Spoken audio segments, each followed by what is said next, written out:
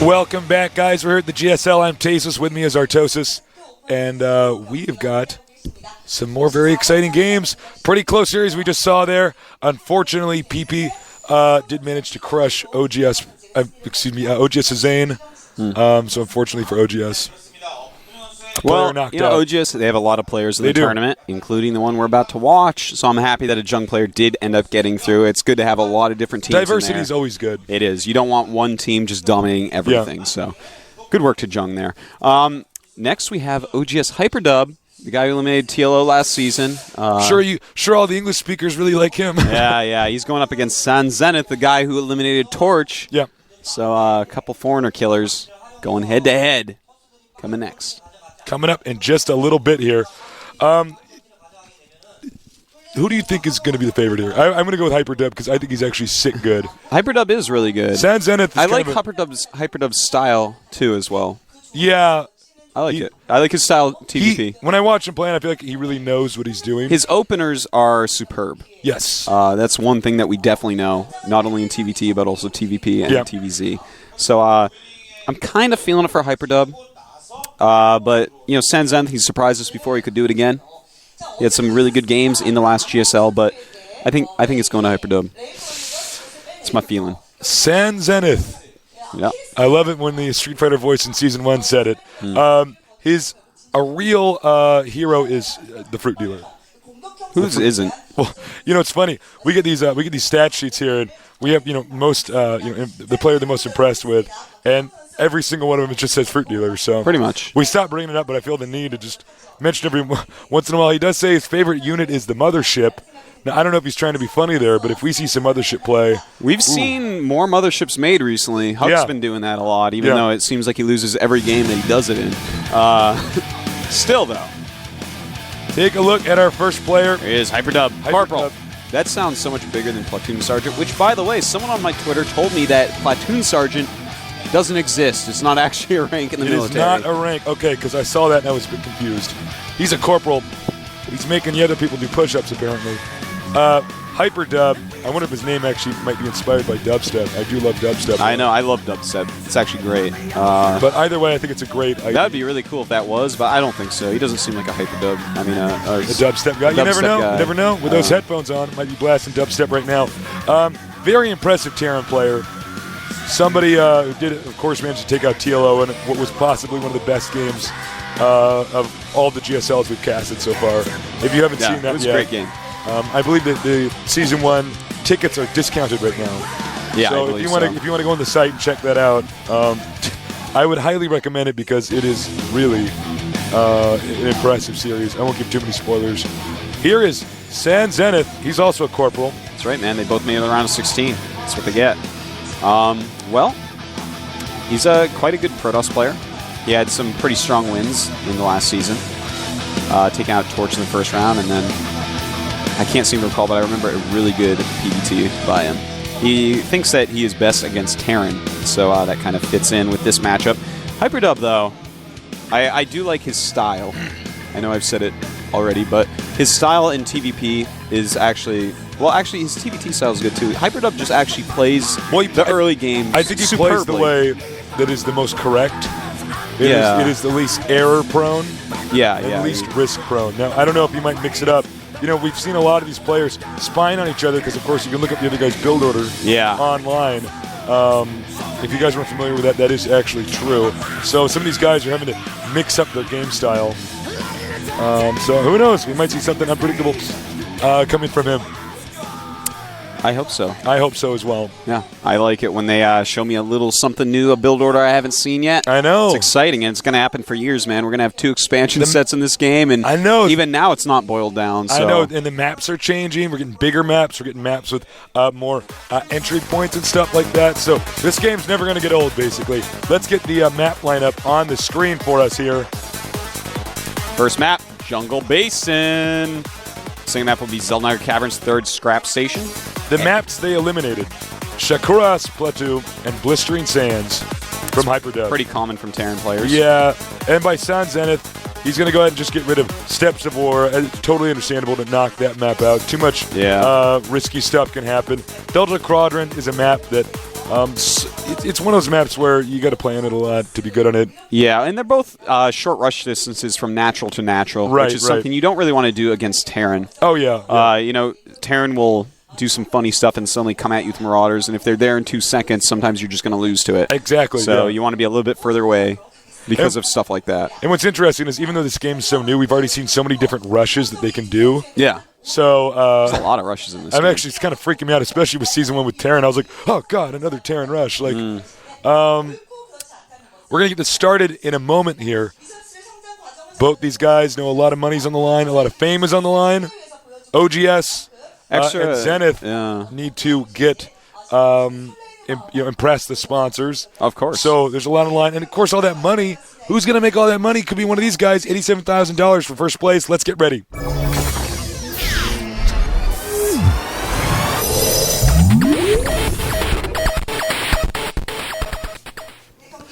Over here in the top left,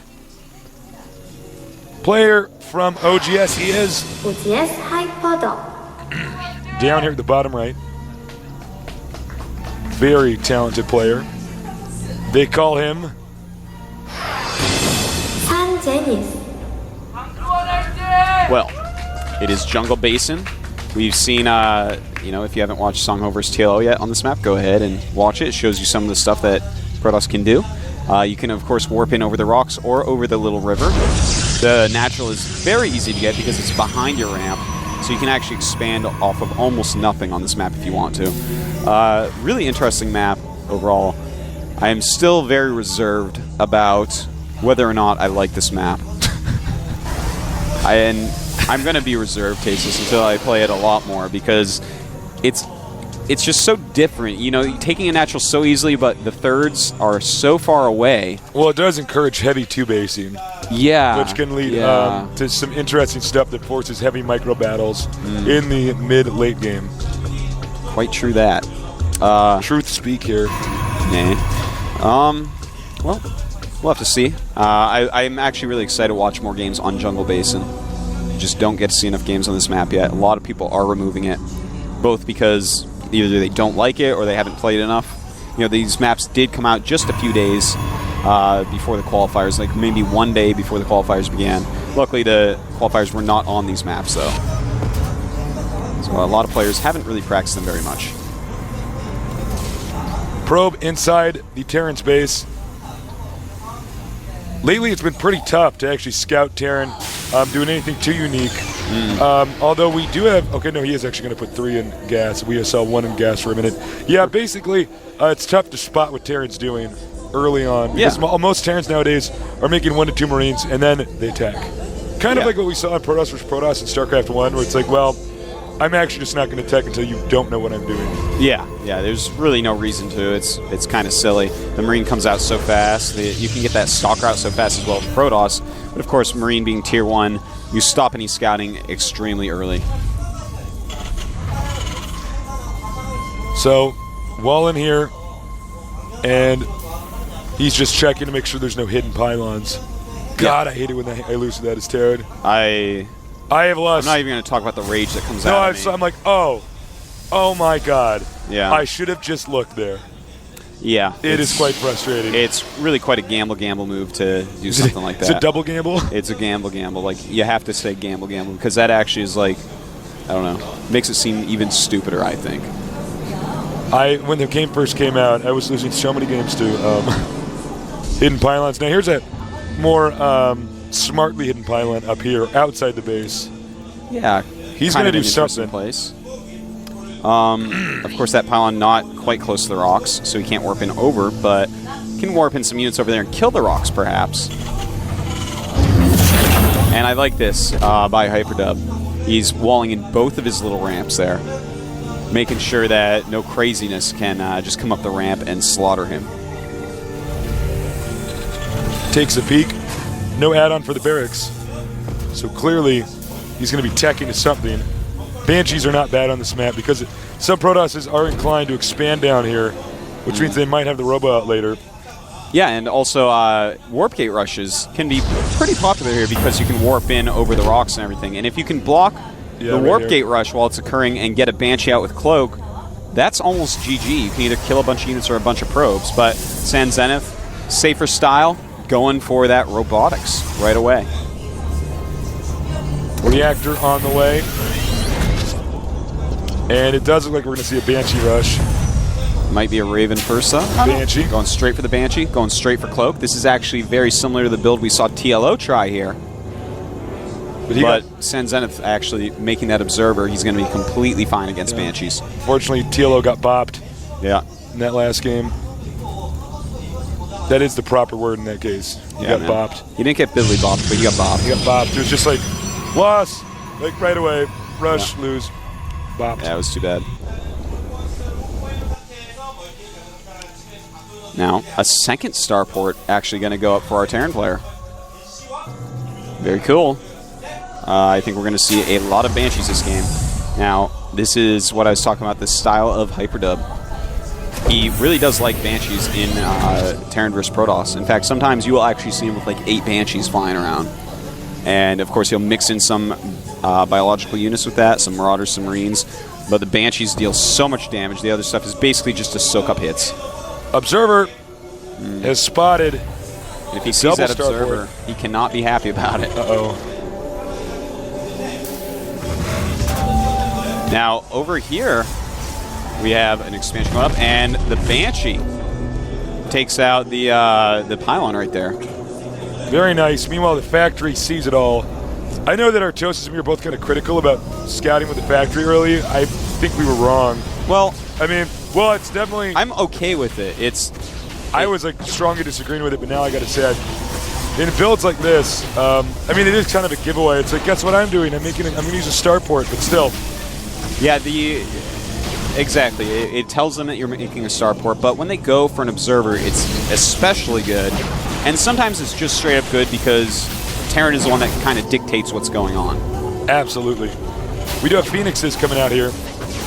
Yep, going some Phoenixes, and that's a smart forge right there as well. Smart forge. Went to Harvard. Factory will be picked off here. Not quite. It'll be burned down. Most likely. Hope that there's no guy driving inside the factory. He's like, ah! Crash into a mountain. Several Banshees out. Marine Banshee time and attack rather than a surprise attack. This is actually quite deadly. I think this actually might be the deadliest time and attack you can have in TVP. It is seriously deadly.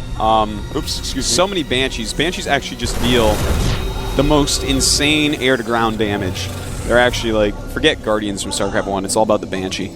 But with Phoenixes out, maybe if he throws up a few cannons, because neither of these units can actually take out a cannon that well. Yeah, I'm actually really looking forward to seeing what Hyperdub does here. Well, one problem is that he can just force field here, so that means he's probably going to have to go for the destructible rocks. Yeah, but if he makes like just a bunch of cannons, his Observer saw basically everything that's going on. And if you make a ton of cannons, that is actually just going to counter this. Because cannons can hit Banshees, they don't outrange them. And of course, they destroy Marines pretty hard. So, we could see cannons, we could see just a lot of units with maybe a single cannon to help with detection. And you got to make sure you have Observers, though, because Cloak is out. Well, to be blunt, if Terran doesn't win with the timing attack, there's not a lot of options left. Oh, bringing a lot of SCVs with repairing. And Vikings here to I like the couple of Vikings. Draw fire. It'll definitely help against those Phoenix. Now, he realizes it's coming out. Right now, he has to basically decide, how do I live through this? Because that's all he has to do. He has to live through this attack. And look at that, a lot of cannons, as I was saying. Yeah, that's so smart. It's a really good choice. Yeah, but he's got to have him over there as well. Only one cannon over there, and it looks like Hyperdub's going to choose to go that way. And that's actually a really great choice. Now remember that Banshees deal damage so quickly, as well as the Marines, so they can actually take out these rocks in seconds. And he's got to slow this down while his extra cannons warp in, all his units get here. The Marines are going to want to be taken out by the Zealots. You might want to force field here and just buy time. Yeah, that's quite true. That'd be a very good move. But his cannons are warping in. You know, I don't know if they're... this is actually really crazy. More cannons going in. Nice, nice. Back up. And the Phoenix going after the Banshees right now. The Zealots going after the Marines. Marines want to kill these Phoenixes. Good moves here by San Zenith. I think it's and there's not much left you can do. Yeah, the Sky Terran here, he is in trouble. Nice force field there. The Phoenixes. Banshees are going down. Just target firing the Banshees here. Right. 3 observers there. And the Zealots are going to clean up, but there is a single Banshee left. The single Banshee, though, against a 2-base Protoss. Hyperdub is in a world of hurt. Don't think he can really come back from here. His economy just isn't good enough. More Phoenixes out. Very nice play here. Takes out the Banshee. Oh, but the Observer's picked off. Good work targeting that Observer. The 2 Vikings have done an amazing job here for Hyperdub. Really great choice to mix some of those in.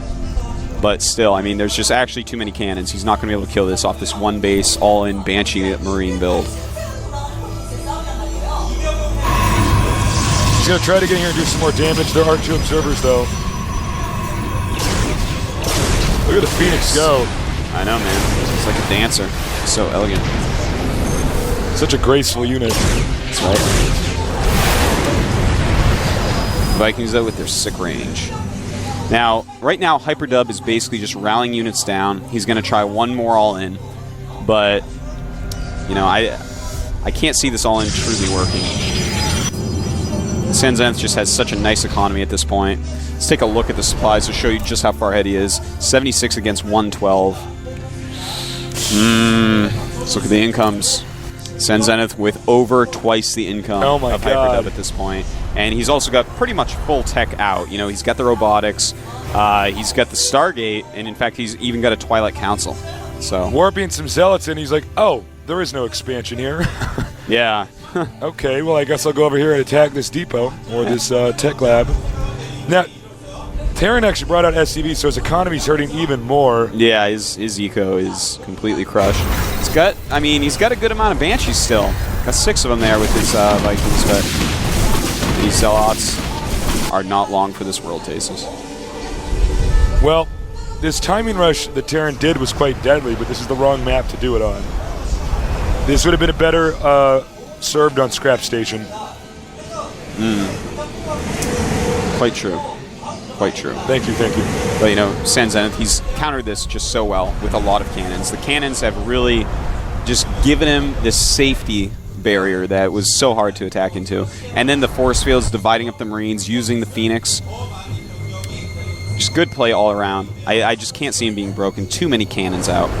But here we go. He's going to try it. Here we go. Phoenix is going up. And the Marines trying to hit everything. Buffer SCVs, but they're going to try to repair it as well. A lot of Stalkers in there while the Zealots rip up Marines. And the Banshees, they're doing sick damage right now. My God. Way too many Stalkers, though. Just way too many Stalkers. Terran is lost. Expect to see GG any second here. That's Unless he wants to drag this out. There it is. GG. Hyperdub down 0-1. San Zenith showing us what a good economy and the right counters with good scouting can do. The OG Hyperdub stimulus package for the economy. Hyperdub, his build was good, but it's the wrong map to do it on. Yeah, it's just that simple. It's, you know, I understand him trying on that map because you do have a couple ways that you can attack, but as you said, builds like that are really great on a map like Scrap Station because you can actually harass a lot with the Banshees before going over, which is going to scare him a little bit, all that good stuff. But in this game, San Zenith just kind of did everything right. Going straight to Phoenix and getting quite a few of them with a lot of observers around. Yeah. It was all just really good play by San Zenith. Absolutely. I just feel like San Zenith outplayed him. Completely deserved that win. Absolutely. San Zenith, the winner of that round, but it could turn around here. Our map is going to be Xel'Naga Caverns. Now, this map, quite different in every way possible from the map we previously saw, Jungle Basin. Yeah. I don't think we're going to see the same type of strategy out of I don't think so, no. He definitely has more than that in his arsenal, but he loves the Sky Terran approach. He does. Sky Terran style, first class, but not that game. That game, the beer wasn't even free on the plane. No. That was actually terrible. That was a domestic flight. That was a domestic flight. That was an economy in the middle of the row, and there's a fat person in between you on each side. With babies. And then I hit the button, I want the peanuts, and the stewardess doesn't come, and I'm like, oh. I hate it when that happens. All right, we're starting our next game, so get ready for game number 2 on Xel'Naga Caverns. Can Hyperdub pull it back? Let's find out.